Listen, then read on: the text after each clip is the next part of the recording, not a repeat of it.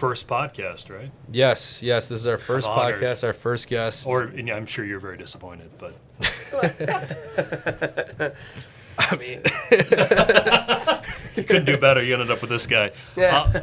All right, so I know you have some questions for me, sir. Let's do this. Yeah. So again, we got Ryan here. We got some Flexor Shield and the original vinyl on the GR Corolla on the table right now.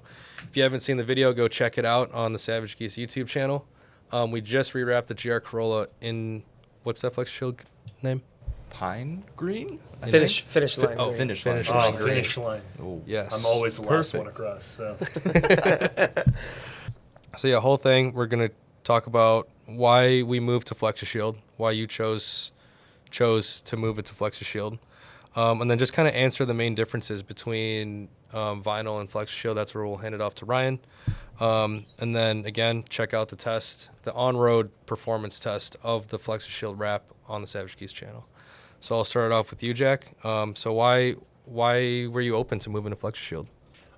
I guess a lot of this, the whole point of the series for this car, and we've done a couple long-termers. You guys in our past did our GR86. You did a PPF setup for that, wanted to see how that would hold up. This is sort of the next thing. We had never done vinyl before, so early on you guys have been like, oh, try vinyl, see what it's like. And vinyl is not the best choice for all customers. I'm sure you say that all the time to people, and it is the truth. But if you have a car, like in the case of the GR Corolla when it came out, none of the color options were particularly great. I wanted it to not be black, gray, white, red. I always wanted a British racing green car. Perfect excuse for it, and that's why we went with vinyl. I will say I am probably more particular than most people, and it was an interesting experience. Again, vinyl does work for certain people, but I'm much harder on my paint than an average person probably is. You know, we mount cameras to the car, we track the vehicle, we use it for basically everything we can to get the most out of it in the year or year and a half that we have one of these vehicles for. Very quickly, vinyl showed its cons, which is as Ryan told me on camera, it is much, much thinner than PPF is, or in this case, Flexi Shield. So it easily scratches, thinner than paint. So you have to be theoretically even more careful with vinyl than you do have to be with paint. And then it chips easily, and then I've gone through the actual experience of also realizing what it's like then to have to replace a front and rear bumper. If you own a GR Corolla and you autocross one and you crack it, you're going to need a new bumper. Then you're going to need to get vinyl wrapped again. So I've seen a lot of what that's like. I want to see what Flexi Shield's like as far as I don't like having to take care of my cars, just being entirely honest. Like, it's a pain in the ass. I hate cleaning cars. I hate washing them. I don't run them through meat grinders, at least I will say that. But so the fact that this is supposed to hold up more like paint, so it's not going to swirl as easily or scratch as easily, does have me relatively excited. And I do think, given the more extreme use, I hate to say our cars live donkey years or dog years versus regular cars. I'm curious to see how this looks after a couple months. Cool. And then Ryan, you guys started talking about it out there. I know you started talking about your perspective on why someone should use Flexor Shield versus vinyl. Do you want to dive a little bit deeper into that?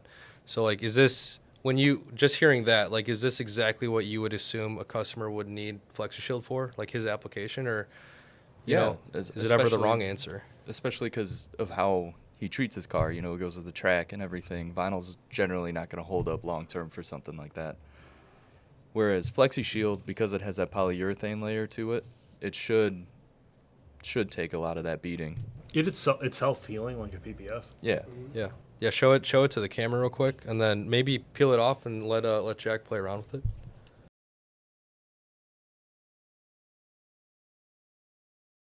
So that one's the Flexor Shield. Yes.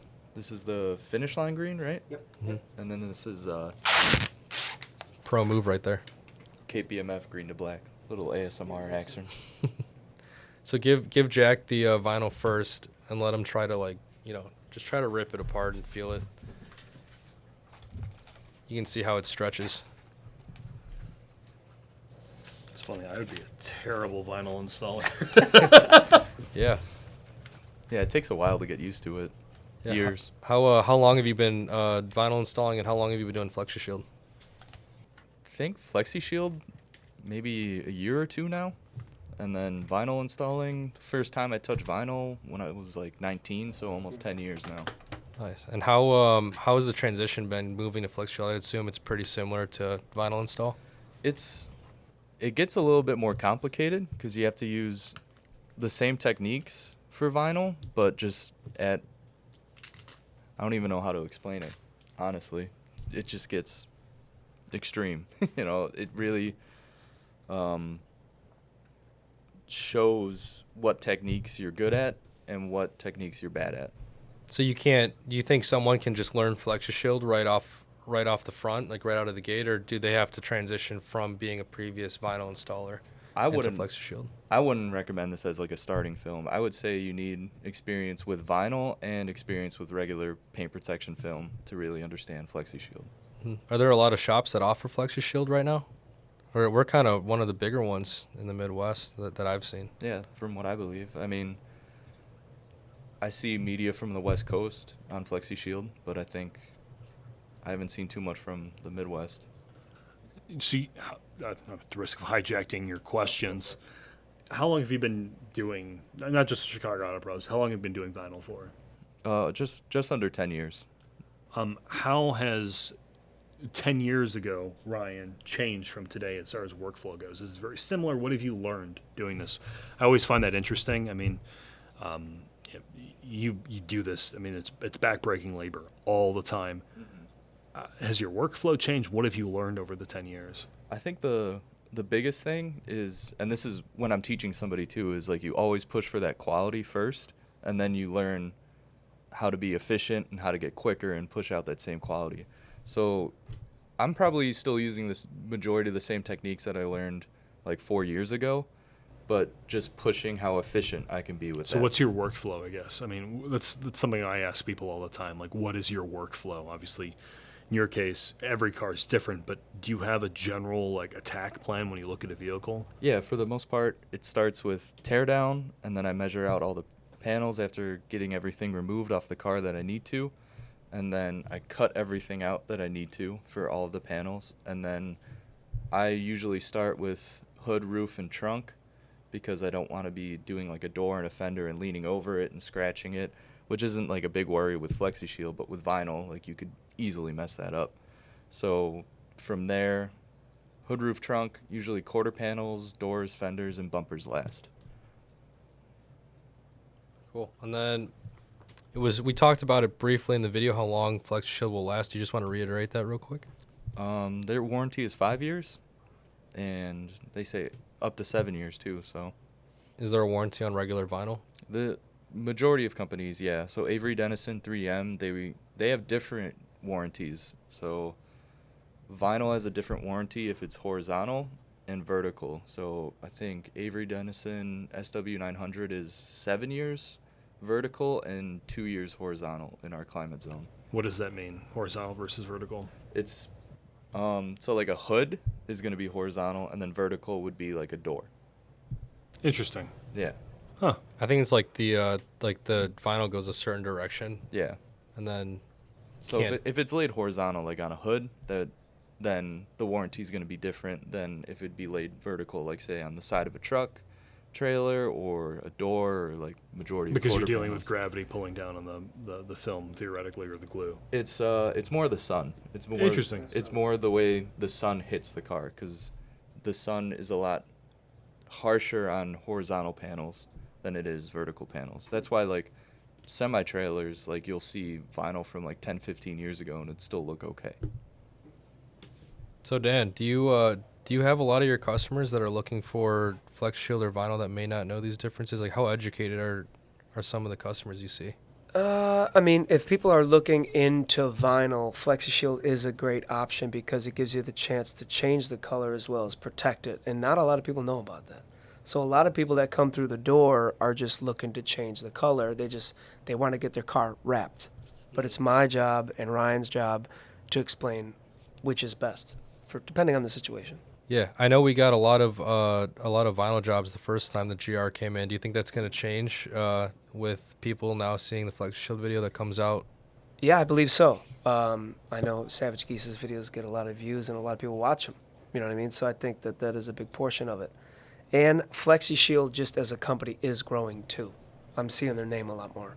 Are they social the only media. PPF / color change vinyl that No. exists? No. But they're the biggest, probably. Yeah. Yeah. I think at the moment. dry apply wise, they're one of the only ones doing it. I think a Nosatech is coming out with a dry apply, or they might already have it out. But in terms of color change PPF, like I like them as a company. That Yeah. helps a lot too. Yep. Is this the most labor intensive you think detail job or like thing you could possibly do? I mean, I'm biased, so I'm gonna say yeah. I work hard. Yeah. Nobody from PPF is sitting in the room right now. I mean, imagine Flexor Shield door jams. Didn't you do that once? I don't think so. You didn't do that? No. Would you rather do a full vinyl with door jams, or would you rather do Flexor Shield without door jams? Because I know that gets pretty tough. You got to take everything Flexi off. Shield without door jams for sure, because there's so much tear down when you're doing door jams. If I'm doing it, because I'm taking everything off. Some shops won't. The risk of hijacking of this again, because you've been manning the front desk for how many years now? Over 2 years. 2 years and some change now here at Lombard. How has your view of when customers come in changed? You've dealt with hundreds of customers over 2 years. Yeah. Do you think people's expectations from 2 years are different?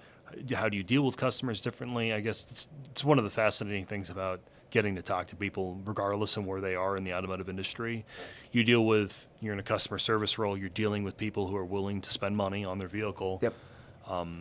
I guess, how's your perspective on that changed? I don't know if my perspective has changed. I guess when I first started here, I was just like super excited to talk to everybody. And as time goes on, you get used to like the customers, how they are depending on what kind of car they drive. So like I've gotten better at like whatever they pull up in, I already have a sales pitch like in my head ready. Like depending on if it's a guy with a new Corvette or if it's a guy with a Tesla, it all Everybody depends. has different needs. Oh yeah, of course. You already kind of know what the person's going to say before they even say it. And a lot of the times, like, you use the line of, well, most customers with a Tesla do this. So that's why, the push on Flexi Shield is big right now because obviously the Cybertruck is a big portion of our business right now. So if somebody pulls up with a Cybertruck, I already know what I'm going to say. I already know what I'm going to push, because Flexi Shield is great because, again, you could change the color and protect the paint. Or in that case, stainless steel. Or exactly, yeah. Yeah. Protect the fridge. Yeah, if you scratch stainless steel, I don't know if you've seen it. DeLorean Midwest is out here. They're like the biggest DeLorean shop in the country. Oh, yeah. They're actually up in Crystal Lake, I think. Yeah. So we were there and we were checking out how the process. Like if you get one scratch, you basically have to sand, like with a metal file, like sand it back down. So because one, the grain is there, and the Cybertruck has the same graining kind of thing. So if you get one scratch, you got to do the entire door. Just to You get got it to the get a panel. Brillo pad out like you do for your fridge at home. Yeah, can't do that.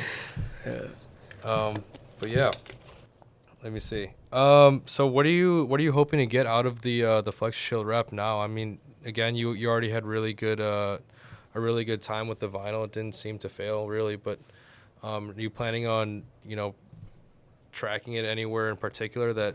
I'm hoping that my experience, again, I'm not a traditional customer, right? Like, these cars, we buy them like the Corolla, like the GR86 before, like some of our other long-termers to sort of be the canary in the coal mine for regular people, someone who's going to buy this and this is the car that they want to keep and they love. I'm more just hoping to see how it holds up and be a sort of an advocate for the customer to see, is this something, if you're, like a Jackie Ding, you're someone who tracks all the time, does this actually work for you? Or are you just better off getting PPF or just saying, I'm just going to respray my car in a couple years? Like, that's sort of what I'm hoping to see out of this. Because from a vinyl application, to your point, the car looked good. I really liked the way it changed the color for the vehicle. And outside of my extreme use case, I had no issues with it. But very clearly, if you were going to track a car, vinyl is not necessarily the best choice for you. So I'm hoping to see that this offers what I got out of PPF and all the cars that I've had you guys wrap, like my Corvette, like my, all the other cars I've had come through you guys. I'm hoping to see this offers that plus the color change element, and it Yeah. actually holds up. Yeah, it's funny you say like you might not be close to our customer, but I think the opposite. I think you're actually like really close to at least our tracking customers, because you got guys like Jackie Ding with, you know, a clapped out 86 that they track every single weekend, versus you have like these really nice, like nice and attainable cars that people can dream of having but want to protect for the long, like they're going to be driving it on Sunday. They're not going to be only stowing it away for the track. I know you might, but but you know, Yeah. I think it's in the realm of, you know, a lot of really important that you're testing this, because it's in the huge realm of possibility for our customers that want to get an attainable car. They want to track it, but they can't afford for something bad to happen to it. They can't afford 20,000 rock chips. I know like rally is a big thing now. I don't know if you've done any rallies, but I did a winter cross in this thing, and that's also how I destroyed a bumper. okay, so stuff like that. Yeah. What do you think that would have been preventable with PPF, or was it? I think in a different car it would have helped. The Corolla, I never tell people to go watch your videos, but in an earlier video we demonstrated the Corolla bumpers don't have any structure to them. So like everything from the bumper tabs popping off, like you've seen, to the fact that if you hit a cone, regardless of temperature, it just shatters the bumper. So it would not have helped. But like in the GR86, which had a much stiffer bumper, a lot of other cars. Yeah, I mean, I think of a lot of, like, we just did a Camaro SS1LE video, and this guy's a national autocrosser, and I think about myself, or like my C8, which has been autocrossed and track dated, and if you autocross, you know you're going to hit cones. The PPF that you guys installed on that car did a great job protecting the paint from any like cone rash or cone damage. So Cool. I assume in a car with more structural rigidity in the bumper region, it would probably help. Yeah. So I think I asked you already, but why? I don't want Dan's opinion on this because he's a sales guy, but from your perspective, why should a customer go with Flex Shield? Like, what does it do? What does it not do from your scientific perspective? Like what will this do here that this film won't do? From my perspective, I see Flexi Shield as the closest you can get to like a respray that looks like paint but doesn't cost like as expensive as a paint job, you know? It's the best looking color change you can get. And it has paint protection elements to it, so it kind of makes sense. As I stick these together like an idiot. Oh, Help. well, now I can't reuse it. I have a really small car. You can apply it to this Hot Wheels. Yeah, I was gonna I have done something like that before. remember when we wrapped the kids Model S? Yeah. Remember that, the toy? They make an E46 Hot Wheels? Yeah. John has a very extensive collection. I see that, John. Well done, sir. Do you guys have any questions back there that I might be missing? We went over the thickness, what it can and can't do, what Warranty. we're expecting to see. Warranty. Yeah. Yeah. Yeah, I was going to ask you to tell us about yourself and how you got started in the industry. But it's like, Oh, Oh, anyways. well, if you want to, I mean, honestly, I mean, we and I already would- have a relationship with your channel, so. So Savage Geese isn't my baby. It's Mark's. Mark started it, I don't know, like 10 years ago now. And I came on just as I was 5 years ago, 6 years ago. I'd helped Mark with some of the business BS in the background. And that's really what I like doing, more so than being on camera or shooting. I like the business element of all this, working with OEMs, creating projects. I think one of the questions I get a lot, and I don't have I have zero advice on how to get into YouTube. Mark will tell you the same thing. It was a mistake. Basically, we stumbled into this. I did not expect this to be a career path. Or I'm an engineer by trade. That's what I do, or how I still identify, I guess. But I think the one thing I will say about doing this, in my role, because I get to meet people like you guys who are running a business in the automotive field, selling a service to people, everything from people who actually make the cars to dealing with suppliers. It's definitely changed my perception of the automotive industry, and my appreciation for it has grown and decreased at the same time.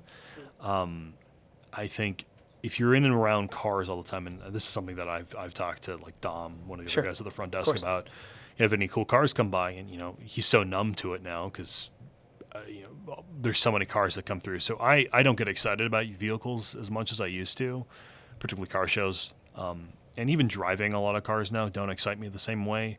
What makes me excited about this industry still is meeting people. I know that's really odd, and I know it sounds cheesy, but I really find the people part of the automotive space incredibly fascinating, and it is an incredibly small world. I mean, I'm sure just in the detailing space, you guys know everybody else who does this, or a lot of the key players. Automotive space is the same way. A lot of the engineers all know one another.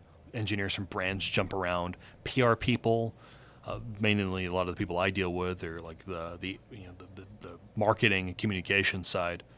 They all know one another. They've all worked for each other's car companies. They have family members that are different brands. I find that part incredibly fascinating. And I mean, as you're going to talk to other and more influential or important people than me, I think it'll be interesting to get their perspective. The people part, I think, is the part I didn't expect from the automotive space. I think a lot of people, when they think about cars, like this, E46 model you have, you have this idea that it's like this, a small group of engineers working really hard in the after hours, and they came up with this in a year or something. Cars take a long time to come together, and I think a lot of it, people don't appreciate how difficult it is to make cars. I know that sounds stupid, but how difficult it is to make cars, and the fact that anything cool comes out at all is almost a miracle.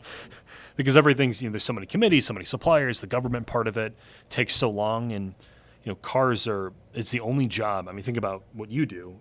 you wrap cars, and within 3 to 5 days you have a report card. Basically, the customer goes, did I do a good job or did I do a bad job? A car is 5 to 7 years in development.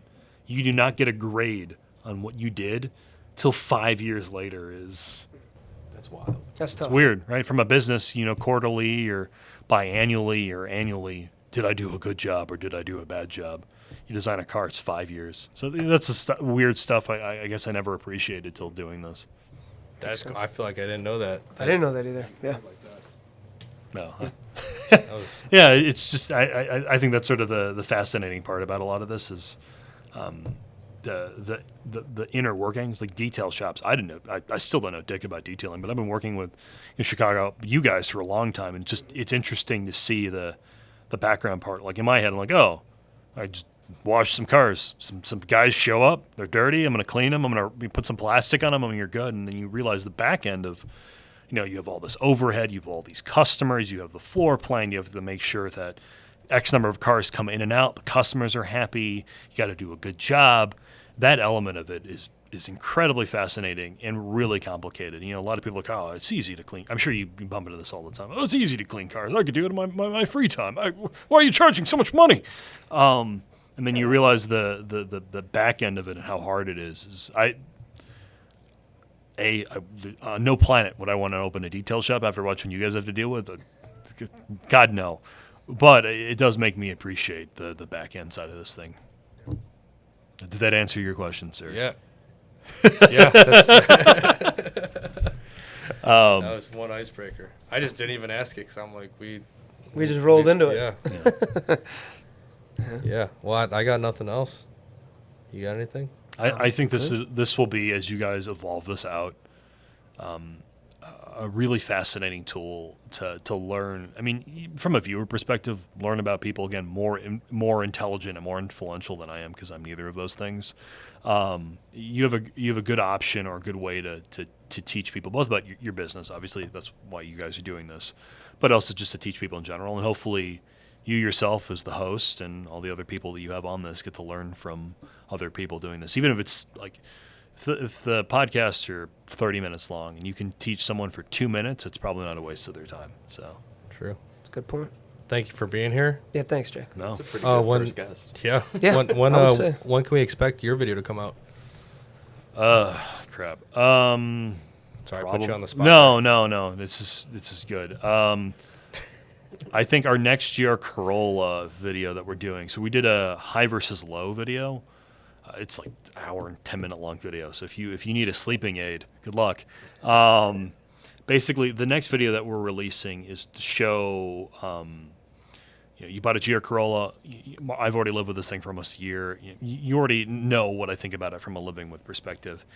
everyone wants to modify these cars. The business we're dealing with, owned by a guy named Ben, really nice man. Limit Plus One is based in Crystal Lake. Their partner businesses, Ultima Raceworks or Ultima Automotive, they just changed. They now try to do more service than anything else. But of the 5,000 or 6,000 Corollas, I think they have 3,000 customers or 2,000.